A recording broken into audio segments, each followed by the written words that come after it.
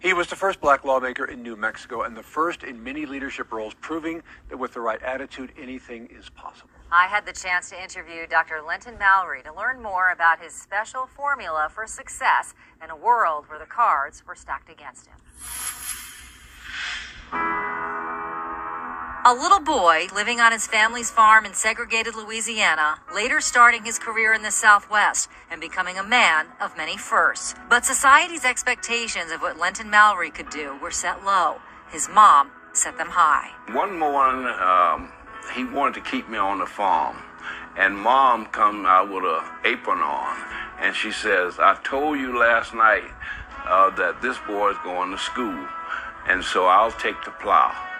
And that really touched my heart. His mom thought even missing just one day of school was too much. That deep commitment to getting an education paid off. A teaching job on the Navajo Nation brought him to the Southwest, and he'd eventually become New Mexico's first black history teacher. And later, the first black principal. But it was an opportunity that came with some heavy strings attached. Superintendent called me in. You know what he told me? He says, "I'm going to make you the first black principal. And I'm going to tell you right up front, unless you do a good job, I'm not going to ever hire another black principal." He stayed in that role until politics came knocking. The group of educators came to me in Christmas of 1967, and they said, "We want you to run for state representative." I said, "No, I'm in the wrong district." I said, "This district is 99% white." A month later, the group kept trying to convince him otherwise. They said, "Well, you have a lot of things going for you. Number one, a lot of people like you and your wife in this district." I said, that doesn't mean they're going to vote for me. But they did. It was something unheard of at the time. Lenton Malry becoming the first African-American legislator in New Mexico state government, serving from 1969 to 1978. This plaque commemorates mostly Lenton Malry here. Former state representative Phelps Anderson recalls Malry's humor and good nature. Well, Lenton Malry and I served together.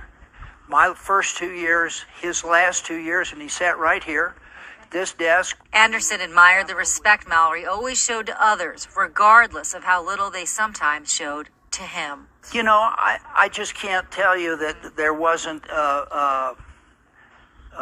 improper humor. There wasn't racist comments. But Malry stayed focused on education at the Roundhouse. I introduced the bill in 1969 to show you how much clout freshmen have. I couldn't get the bill out of my own committee. But eventually, he did. That bill, bringing kindergarten to New Mexico, was passed in 1973. They gave me this plaque. At the time, we were one of only 2 states without it. Because of Malry, New Mexico was no longer one of them. Although it took years to pass, he stayed the course with the positive attitude he was well known for in the House chambers. Great sense of humor, always a gentleman, never a harsh word. His political career didn't end when he left the Roundhouse. It is important to work. I've always worked all my life. A few years later, he joined the Bernalillo County Board of Commissioners, serving for almost a decade, and would later write his memoir, Let's Roll This Train. He credits his parents for his success and how he lives his life today. I go back to my mom and dad, who instilled in me that you can make it. You can make it in life. Treat everybody with dignity and respect. At 92 years old, he is still living a life inspiring others with his wit and with the same attitude admired by so many along his journey. Reminder to everyone that anything is possible. You're going to run into some tough time, but you got to overcome that with your attitudes. Keep your attitude positive. Really enjoyable story to put together. And this Friday, Dr. Malry will be honored for his years of service in the Capitol Rotunda at the Roundhouse, joined by his wife and his son.